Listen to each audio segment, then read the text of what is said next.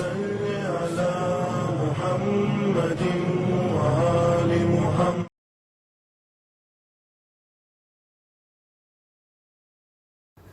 اعوذ باللہ من الشیطان الرجیم بسم اللہ الرحمن الرحیم وبہ نستعین وہو خیر وناصر ومعین. اما بعد فقد قال اللہ تبارک وتعالی فی کتابہ المبین وفرقانہ الحمید وقولہ الحق. بسم اللہ الرحمن الرحیم. وقال ربکم ادعونی استجب لکم ان الذین یستکبرون عن عبادتی سیدخلون جہنم داخرین. صدق اللہ العلی العظیم. السلام علیکم ورحمۃ اللہ وبرکاتہ. ہم نے اور آپ نے خداوند کریم سے کل ایک حاجت طلب کی تھی دعائے افتتاح کے ذریعے سے کہ خدایا تو نے جیسے ماضی میں مجھے سنبھالا تھا اب پریزنٹ میں بھی تو ہمیں سنبھالنا اور مستقبل میں بھی اگر مشکلیں آ جائیں تو ان مشکلوں کو تو آسان کر دینا. دعائے افتتاح میں جہاں ہم خداوند کریم سے بہت ساری حاجتیں طلب کرتے ہیں وہیں دعائے افتتاح میں ہم دیکھیں گے کہ بہت سارے پیراگراف ایسے ہیں جو اللہ کی حمد و ثنا سے شروع ہو رہے ہیں, خداوند کریم کی تعریف اور توصیف سے شروع ہو رہے ہیں. اور انہی میں سے ایک جو پیراگراف ہے جو خدا کی حمد سے شروع ہوتا ہے وہ جو مجھے بہت زیادہ سکون دینے والا پیراگراف ہے جس کا ترجمہ یہ ہے کہ ساری حمد اس اللہ کے لیے ہے جو مخلوق کا خالق ہے, رزق کا وسیع کرنے والا ہے, دامن شب کو چاک کر کے صبح کا نور نکالنے والا ہے, صاحب جلال و اکرام ہے, صاحب فضل و انعام ہے, جو اتنا دور کے نظر نہیں آتا اور جو اتنا قریب ہے کہ رازوں سے بھی آگاہ ہے. وہ ہمارے رازوں کا بھی گواہ ہے, وہ ہمارے خیالات کا بھی گواہ ہے, اور وہ بہت بابرکت اور بلند ہستی ہے. کتنا پیارا سا جملہ ہے اس میں. پہلا ہی جملہ ہے کہ پروردگار عالم تو خالق ہے, ہم مخلوق ہیں. جیسی کہا نا کہ اللہ تو خالق ہے اور ہم مخلوق ہیں, فوراً دوسرا جملہ ہے کہ تو ہی رازق ہے, تو ہی رزق دینے والا ہے, تو رزق کو وسیع کرنے والا ہے. یعنی کیا کہ اگر اس نے خلق کیا ہے اپنی مخلوق کو تو پھر خیال بھی کون رکھے گا؟ پروردگار رکھے گا. کوئی اس بات کی فکر نہ کرے کہ ہم دنیا میں آئے ہیں تو ہمارا سہارا کون ہے, ہمیں دیکھنے والا کون ہے, ہمیں کھلانے والا کون ہے. خدا کی قسم وہ رازق ہے, خدا کی قسم وہ رزق کو وسیع کرنے والا ہے, کیونکہ ہم اس کی مخلوق ہیں اور ہم اس کی مخلوق ہیں, لہٰذا وہ ہمارا خیال رکھنے والا ہے. اور یہ جو جملہ ہے نا کہ تو اتنا دور ہے کہ نظر نہیں آتا, اتنا قریب ہے کہ تو ہمارے رازوں کا بھی گواہ ہے. یہ وہی جملے ہیں جو سورہ حدید میں ابتدائی آیات کے جملے ہیں نا, هو الاول والآخر والظاہر والباطن. وہی اول ہے, وہی آخر ہے, وہی ظاہر ہے, وہی باطن ہے. عجب ہے نا, یعنی ایسا اول کے اس سے پہلے کوئی نہ تھا, ایسا آخر کے اس کے بعد کوئی نہ ہوگا. ظاہر اور باطن, وہ ظاہر بھی ہے اور وہ باطن بھی ہے. ظاہر ایسا کہ اس کو ان آنکھوں سے دیکھا نہیں جا سکتا, اور باطن ایسا کہ شہرک سے بھی زیادہ قریب ہے. یہاں دعائے افتتاح میں وہی کہا جا رہا ہے کہ تو دور ہے لیکن دور ہو کر بھی تو اتنا قریب ہے کہ ہمارے رازوں کا بھی تو گواہ ہے. یہ پیراگراف ہمیں درس دیتا ہے کہ اللہ کی تمام نعمتوں کو ہم اللہ کی جانب سے سمجھیں. جس دن ہمارے پاس جتنی بھی نعمتیں ہیں اس کو خدا کی جانب سے سمجھنے لگیں گے نا تو ہم کبھی ناشکرے نہیں ہوں گے. ہر چیز, ہر نعمت کو دیکھ کر کہیں خدا کی جانب سے, اور جب خدا کی جانب سے یہ ذہن میں بات آئے گی نا تو پھر ہم ہمیشہ ایک ہی بات کہیں گے, الحمدللہ الحمدللہ شکرن للہ. کوئی بندہ ناشکرہ نہیں ہو سکتا اگر وہ اس بات کو سمجھ لے کہ تمام نعمتیں اللہ کی جانب سے ہے. وگرنہ کچھ ایسے بھی تھے جن کے تذکرے کو قرآن میں کیا گیا. مثال کے طور پہ قارون کا ذکر سورہ قصص آیت نمبر 78 میں اس طرح سے کیا گیا کہ وہ کہتا ہے قال انما اوتیتہ علی علم عندی. اولم یعلم ان اللہ قد اہلک من قبلہ من القرون من هو اشد منہ قوۃ واکثر جمعا.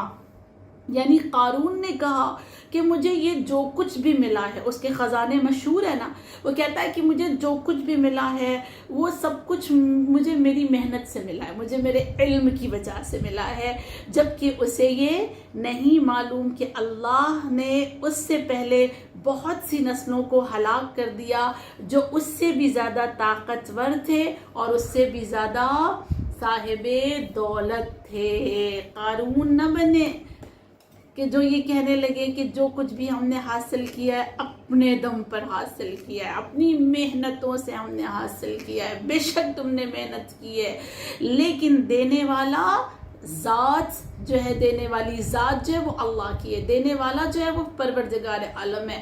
ہر نعمت کو اس کی جانب سے سمجھیں. لہٰذا یہ الحمد کے پیراگراف ہیں. اس کے بعد اس میں اہل بیت علیہ السلام پہ صلوات پڑھا گیا ہے. سب سے پہلے محمد مصطفیٰ پہ درود بھیجا گیا، پھر اس کے بعد ذات امیر المؤمنین پر درود بھیجا گیا، پھر شہزادی کونین پر صلوات ہے، اور ان کی تمام اولاد پر صلوات بھیجا گیا ہے اس دعا میں. اور پھر اس دعا میں نا امام زمان اجل اللہ تعالی فرجہ الشریف کی حکومت کے لیے دعا مانگی گئی ہے. اپنی جو ذمہ داریاں ہیں، ہم ان کی غیبت میں جو ذمہ داریاں ہم پر ہیں اس میں اللہ سے مدد مانگی گئی ہے. ان کے آنے کے بعد کس طرح سے ان کی حکومت میں جو ہے ساری طرف امن و امان ہوگا، اس کا تذکرہ کیا گیا ہے. لہٰذا اس دعا کا اگر میں آپ کی خدمت میں آخری پیراگراف پڑھوں نا، جو بہت خوبصورت ہے، جو پڑھنے کے بعد دل کو ایک راحت ملتی ہے، اور ایک پیغام بھی اس پیراگراف میں چھپا ہوا ہے، جس میں اللہ کی بارگاہ میں یہ کہا جا رہا ہے کہ خدایا ہم تجھ سے فریاد کرتے ہیں کہ نبی دنیا سے رخصت ہو چکے ہیں. ہم امام کی جدائی کا یہاں پہ تذکرہ کر رہے ہیں. دیکھیں، ہم تجھ سے فریاد کرتے ہیں کہ نبی دنیا سے کیا ہوئے، رخصت ہو چکے ہیں. امام غیبت میں ہے، دشمنوں کی کثرت ہے، یعنی دشمن بہت زیادہ ہیں، اور ہمارے عدد کی قلت ہے، یعنی چاہنے والے امام کے ناصر بہت کم ہیں، اور فتنوں نے بہت زور اٹھایا ہوا ہے، اور زمانہ ہمارے خلاف متحد ہو گیا ہے. یعنی ہمارے اگینسٹ میں لوگ جو ہے نا وہ بہت یونائٹ ہو گئے ہیں، اور وہ بہت یونٹی کے ساتھ ہم کو برباد کرنے کی پلاننگ کر رہے ہیں. اور پھر اس کے بعد کہا گیا لہٰذا اے خداوند کریم محمد و آل محمد پر رحمت نازل فرما، اور ان حالات میں فوری فتح کے ذریعے ہماری امداد فرما. یعنی دشمنوں کے مقابلے میں اللہ سے یہاں پر مدد مانگی جا رہی ہے، اور کہا جا رہا ہے کہ خدا ہمارے رنج اور غم کو ہم سے دور فرما، اور پروردگار عالم ہمیں حق سلطنت سے حق دے دے، جس کے ذریعے سے غلبہ عطا، یعنی امام زمان کو بھیج دے جس کے ذریعے سے تمام دنیا والوں پر، تمام ظالموں پر امام کی حکومت کا غلبہ ہو جائے، اور وہ رحمت جس سے جلالت ملے، وہ عافیت جو ہمارے شامل حال ہو جائے. اور اپنی رحمت سے اے ارحم الراحمین، اے رحم کرنے والے، تو ہمیں رحمت عطا فرما، عافیت عطا فرما، کامیابی عطا فرما. کیا پیغام ہے اس آخری پیراگراف میں! کتنا درد بھرا یہ جملہ ہے کہ نبی چلے گئے، نبی رخصت ہو گئے، جو امام ہیں وہ پس پردہ ہیں، اور دشمنوں نے کیا کیا ہے، ہمارے خلاف اتحاد کر لیا ہے، ہمیں پوری طرح سے مٹانے کی کوشش کی جا رہی ہے. لہٰذا اور ہماری قلت بھی ہے، ہم لوگ کاؤنٹنگ میں جو ہے وہ کم ہے، عدد میں ہم لوگ کم ہیں، وہ لوگ بہت زیادہ ہیں. لہٰذا کیا کر اے پروردگار تو ہماری مدد فرما.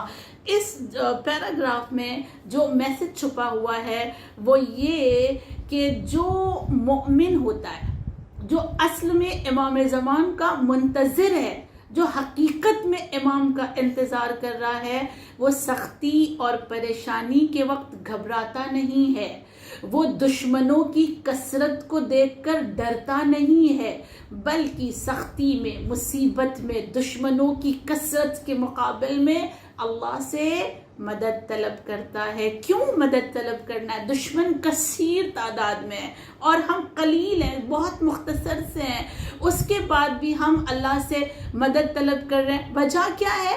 وجہ یہ ہے کہ یہ کبھی نہیں کہا جا سکتا کہ جو کثرت میں ہے، یعنی جن کی تعداد زیادہ ہے وہ حق پر ہیں اور جن کی تعداد کم ہے وہ باطل پہ ہیں. ایسا تو نہیں ہے نا، یہ کبھی نہیں کہا جا سکتا کہ جہاں لوگ زیادہ ہیں وہ حق ہے اور جہاں لوگ جس طرف کم ہیں وہ باطل ہے. صحیح ہے، بہت بار ایسا ہوتا ہے اور اکثر ایسا ہوتا ہے کہ جس طرف کم لوگ ہوتے ہیں وہ حق پر ہوتے ہیں اور باطل کی طرف لوگ کثیر تعداد میں ہوتے ہیں. اس کا ثبوت ہمیں کہاں ملتا ہے؟